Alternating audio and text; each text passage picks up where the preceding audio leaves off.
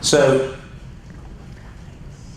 if you look at this picture, this is an example. I'm not going to show a picture of this person again, but this is an example of a maximal exercise test in a centenarian. So clearly you have to adapt things a little bit when you're working with older people, and no gym clothes, sports outfits or anything, and also minimize the chance of falling by having a different type of chair set up and everything else. So I will show you some centenarian data as I go through this talk, which I think you'll... we all hope to be centenarians one day, so everybody perks up their ears when they see that. So we do a lot of things in our lab, and I'm going to focus today on some of the work efficiency data that we've collected over time, but this is really not a main focus. As Winnie said, I think I'm mostly a vascular biologist and interested in the link between vascular biology and metabolism. But this has certainly come across as a very interesting area to work in. So I'm going to talk first about work efficiency, and I'm going to give you a little, just sort of introduce you to work efficiency if you're not familiar with it. It's going to take a couple of seconds. Then I'm going to talk about work efficiency and typical aging, and this is something that you definitely have to get an idea of as I go through this talk. I'm going to separate the talk into what I call typical aging, and we kicked off the conference by indicating that the typical ages of death now is around 80, in the mid-80s. Okay? So typical aging, 65 to 75, 80, that's really what most of us will experience. I will also talk, because I'm going to talk to you a little bit about mechanical efficiency and work efficiency of that population, I'm then going to give you a countermeasure, something that we've worked on, which I think is a very interesting countermeasure to some of the efficiency issues that you see in typical aging. And then I'm going to add the complexity part. And the complexity is the fact that there are some different results when you get into the work efficiency associated with what has already been used. The term has been used in this conference already. And the term is the oldest old. We typically think of the oldest old as being somewhat atypical. Successful agers who are making it to a life longer than 85 years of age. So I'm hoping that we get to that complexity. I have a little timer over here because I tend to always be a little slow. I'm a little slow, but remind me if we don't get time to finish it that we want to talk about the... you can talk to me later, I bet. So if you look at work efficiency, basically the premise behind work efficiency is you're measuring oxygen consumption and looking at the amount of work that can be performed. And that can be measured in at least 3 different ways, or calculated in 3 different ways. The first, gross efficiency, simply measure oxygen consumption and work rate, you have gross efficiency. If you want to measure net efficiency, you need to subtract out the level of basal metabolic rate. And then probably the best way to do efficiency studies to be most comprehensive is to measure 2 different work rates and measure the change between the 2 work rates to get delta efficiency. So this is a study back from, it's funny now, looking back at some of our papers, they seem like they were a long time ago, but it doesn't seem that long. That's the aging problem. Look back, it seemed like it was just a few years ago. But in 1992, David Poole from our group back in San Diego published a paper showing that, and it wasn't the focus of the paper, but I think it's interesting for this topic, that if you look at, this is efficiency measured at the mouth, and efficiency measured with the direct FIC, arterial and venous catheters placed in the leg, measuring blood flow at the same time, and combining that to calculate oxygen consumption, you can see that the actual delta efficiency is the same. So it means that you can measure pulmonary VO2 or leg VO2, muscle VO2, and get a pretty good index of efficiency. And I'm going to mention that again a little bit later on in the talk, but that's something to bear in mind. So you can measure oxygen consumption either at the mouth or directly across a muscle, and you'll get a similar sort of story. So I would certainly be remiss not to mention changes associated with fiber type when I talk about muscle, because everybody knows that muscle is made up of several different fiber types, and there are several different categories, but the major categories are type 1 fibers, which are endurance, tight fibers, low fatigability, not very explosive. And those fiber types have been related to efficiency, in contrast to type 2 fibers, which are associated with less efficiency for aerobic exercise. So if you go back to the type 1 fibers, the type 1 fibers, you can see these are various measures of efficiency on the y-axis, and with each of these measures of efficiency, you can see that as you increase the percentage of type 1 fibers, you become more efficient. That's not that surprising. Everybody knows if you went and biopsied a marathon runner, you're likely to find mostly type 1 fibers, or you'd be surprised that they were a good marathon runner. Okay, so we kind of expect type 1 fiber changes to be associated with efficiency. We agree? Everybody agrees on that one? So now we come to a little conundrum, because as we get older, we tend to get more type 1 fibers. Okay? And so here we go. Here's young going to old in a transition from type 2 to type 1 fibers. And that's something that's actually even before I got my PhD, so making me feel better. This one from Lexel's work. So now, if we have more type 1 fibers, and as we're getting older, we should be more efficient. That's what it seems like. Okay, so here's a graph of walking efficiency. Walking efficiency in the elderly, walking efficiency in the young. And you can see that at any given level of speed of walking, there's a greater oxygen cost in the elderly, or the older people. And even the delta efficiency at higher work rates is, they have a poorer delta efficiency as the speed goes up. So this is suggestive that even though those fiber types have occurred, those fiber type shifts have occurred, we are tending to be inefficient. Now, we're not a sort of biomechanics group for sure. And so we never really do any exercise like walking because it's complicated by gait and other things. So you could look at this and say, well, perhaps it's to do with joints, perhaps it's to do with other things that make it difficult for people who are older to walk. So here's a set of data from Kevin Connolly, and this, I think, illustrates it nicely, that even during a type of exercise that is not linked to gait issues, cycling exercise is really not that difficult to do. You'd be surprised the difference between testing somebody on a treadmill and testing somebody on a bike. The bike is a much more controlled situation.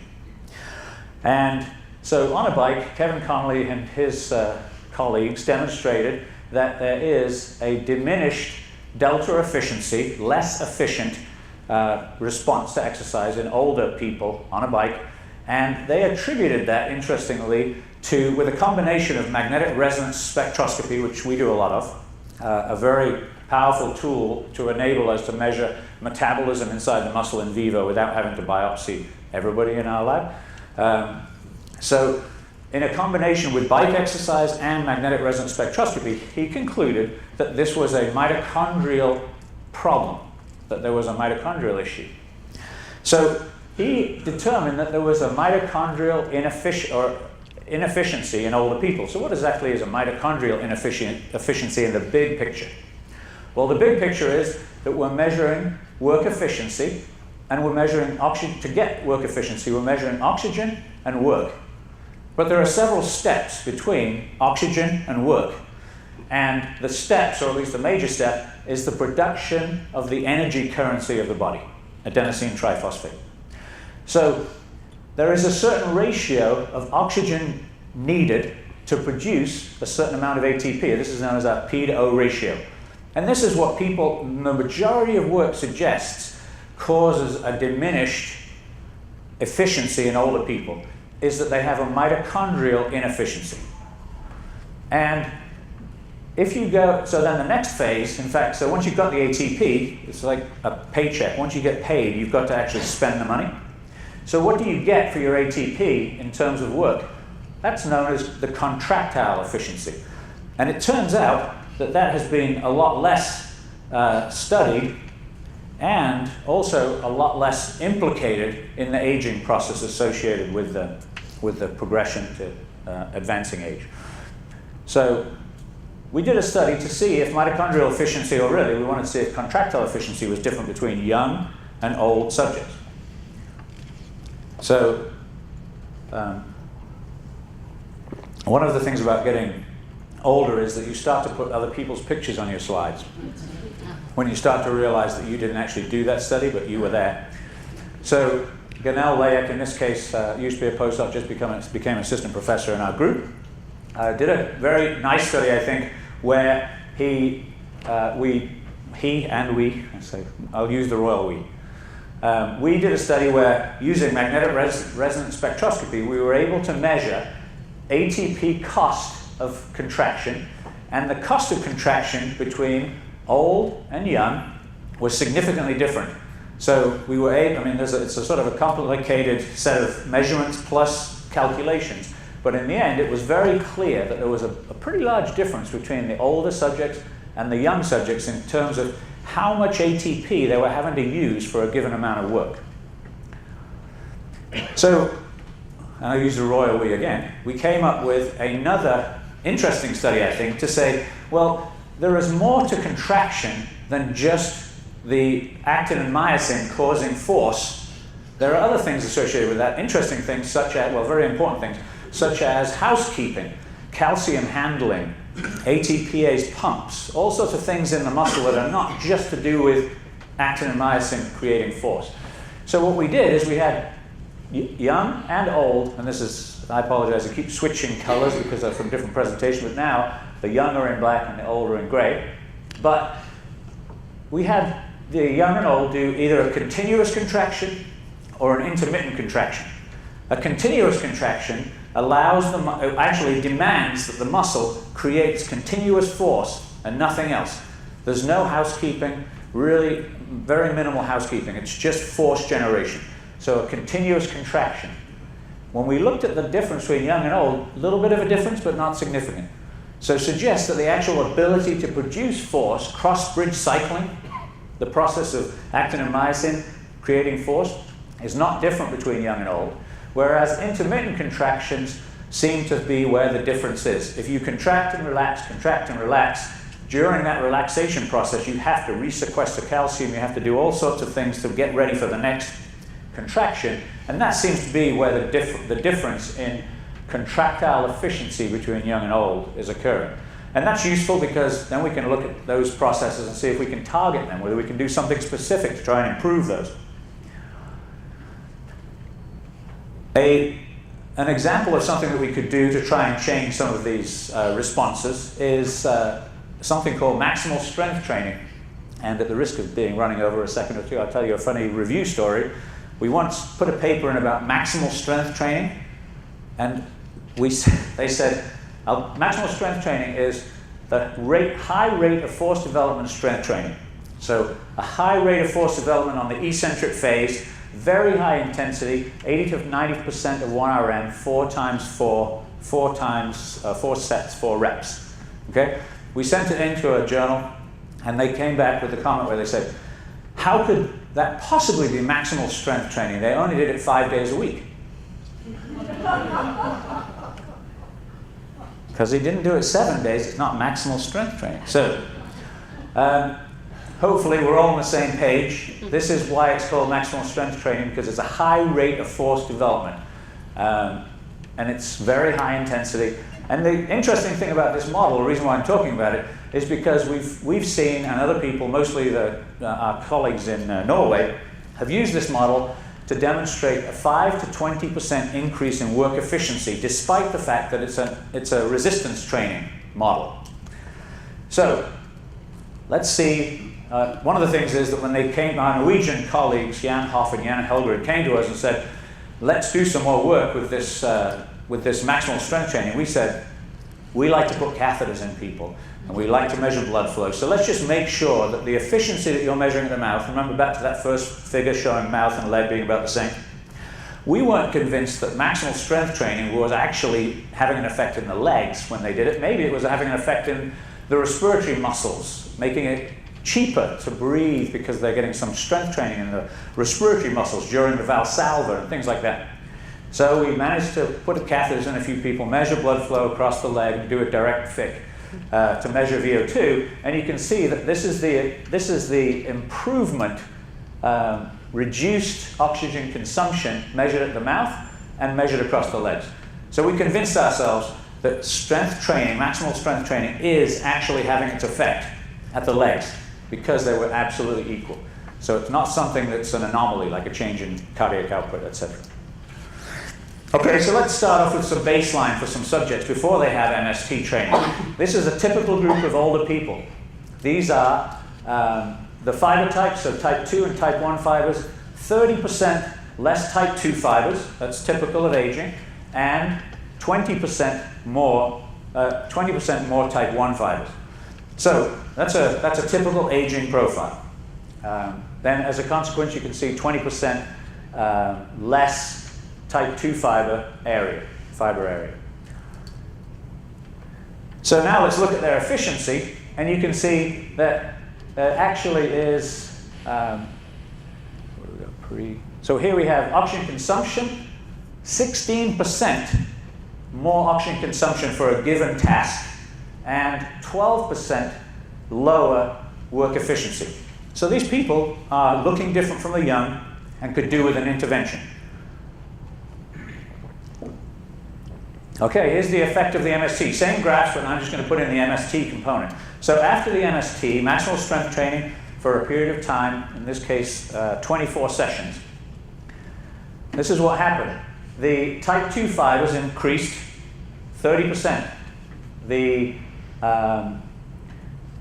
type 1 fibers decreased by 20%. And I can tell you, as you get older, and we were talking about gaits and balance and all these things, when you yesterday I was at the University of Delaware, and I tripped going up the stairs, and man, I was glad I had some type 2 fibers. Because that is what saved me from dropping my laptop, being extremely embarrassing because there was like 10 other people walking up the staircase with me. So this is a 30% increase in type 2 fibers and 20% decrease in type 1 fibers. What did it do to efficiency? In terms of efficiency, we got a 5% reduction, which doesn't sound like a lot, but it's quite important. A 5% reduction in oxygen consumption for a given amount of work, and therefore a 6% increase in efficiency. So it looks like maximal strength training works. It looks like we're going to get to the complex. I've convinced you, I hope, that with aging, we have a fiber type shift to get more type 1 fibers, and a decrease in efficiency, which sounds strange because you get greater type 1 fibers, but you can counteract that with some maximal strength training. Is one example of something that you can do to change that and come back with more type 2 fibers and greater efficiency. So what happens if you make it to 85 and beyond, become an oldest old? So here are the data. I think very interesting set of data. This is Massimo Venturelli from, it was in our group as a postdoc. This is the centenarian data. VO2, 7.5 milliliters per kilogram per minute for the centenarians versus the young group, which is close to 40. 7.5, if you are at 14 for a VO2, you're on the you're likely to get a heart transplant. So these people had a VO2 of 7.5 and could perform about 35 watts maximal work rate. 33 watts versus 180 for the young female controls. The bad news is all the centenarians were women that we studied. That's the bad news for half the people in the room. So.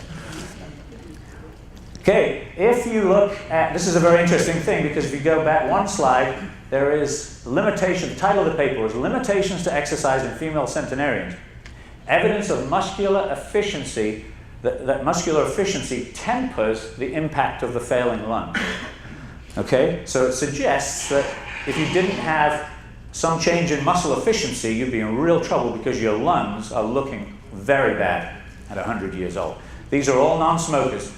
This is the AA gradient during exercise. Normal AA gradient at rest is about 7 millimeters of mercury, 7 tall. Okay? And when you start to exercise, it usually doesn't change. In these young people, it didn't really change as they started to exercise. And then at the end, you get a little bit of a difference between what's in the lung and what's in the blood. for the centenarians, as soon as they had a big gradient anyway to start with, so there wasn't good transport of air into the blood. As soon as they started exercise, they got a huge gradient from lung to blood, which means that they're just not getting the oxygen into the blood. That's a problem. One of the ways potentially they compensated for this is, if you look at VO2, this is VO2 in the centenarians, and in the young people, just truncated at around 35 watts. So this is the maximal effort for the centenarians compared to the young healthy controls. Look at that difference in efficiency. Incredible difference in efficiency, but if they were not this efficient, so if you look at this, you can see that this efficiency is a very important thing, because for it to be able to do 35 watts with such a low oxygen consumption is really important if you've got such a low maximal VO2. The cost of putting on your clothes is close to 7 mils per kilogram per minute. So efficiency is probably important. So the question this slide leaves, I hope most people, especially me, is do these, well, I've been thinking about this for a while with this study, are these people surviving because they're efficient? Or have they become efficient over time? Or all the people who were inefficient that we saw in the typical aging, what happened to them? Maybe they all died. I mean, it's a very interesting topic as to whether this is sort of natural survival statistics. And then a couple of final slides to look at some older souls. We couldn't really do very much invasive work on those centenarians, so we found some 88-year-olds average. And we looked at young compared to old mobile and old immobile. And this is the slide that you'll probably remember the most out of everything that I've told you and shown you. This is a young, healthy thigh from our controls. This is an 87-year-old mobile person. And this is an 87-year-old person who was mobile until about a year ago. These people are all about 1 to 1.5 years in wheelchairs because of balance issues. So the difference between aging and inactivity is absolutely massive. These are exactly the same age people. So those are the legs. Now look at the arms. The arms are almost the same. That's interesting. That's probably because your arms never do much anyway. And they never change much over time. You don't do much when you're 25 with them, and you don't do much when you're 85. And if you're immobile, you still don't do much with them. These people were being pushed around in wheelchairs, not wheelchairing themselves around. So if you look at this data, you can see that in the legs, there is a greater type 1 fiber type in the old mobile compared to the young. And the old immobile have a complete fiber type shift to predominantly type 2 fibers, very inefficient. And in the arms, almost no effect whatsoever. So old mobile, lots of type 1 fibers, old immobile, lots of type 2 fibers. Look at efficiency at that time. So now efficiency, compared to the young, the old 87-year-old people, nobody less than 85, and some people in the early 90s. You can see that they are much more efficient, and the immobile equivalent person is much less efficient than both the old mobile and the young group. So really reiterating the fact that exercise and physical activity is so important. Key points. So key points, things that I want you to remember what I said apart from the fact that I went too long. And normal aging attenuates work efficiency. Whether it's mitochondrial or contractile is still being debated. We demonstrated, I think, quite clearly that there was contractile inefficiencies. Our mitochondrial work in isolated mitochondria suggests that there is no difference in mitochondria itself. We think it's predominantly contractile. Maximal strength training, even if you don't do it 7 days a week, appears to be a good countermeasure for both decreased work efficiency and decreased type 2 fibers. When you have very low type 2 fibers, you have much more chance of falling. So you need to keep those type 2 fibers active and maintained. With exceptional aging, that's greater than 85 years of age, work efficiency may actually be improved, but many of us will never get to find that out. Increasing inactivity has a major impact on increasing inactivity has a major impact on skeletal muscle aging. So I think some of the data at the very end suggests that because you can't have anything but active legs in a normal life. But having active legs and then becoming inactive, I think, is one of the major sort of consequences, or major sort of detrimental consequences of inactivity. If you're just inactive all the time, it might not be as bad, and it probably goes back to free radical biology, which is what you said when you introduced me. So we kind of came full circle. So this is our group at University of Utah, and we have a few people moved on. I just went and visited Melissa Whitman, who's a new faculty member at University of Delaware. That's one of the reasons why I was able to come out. So thanks for your attention.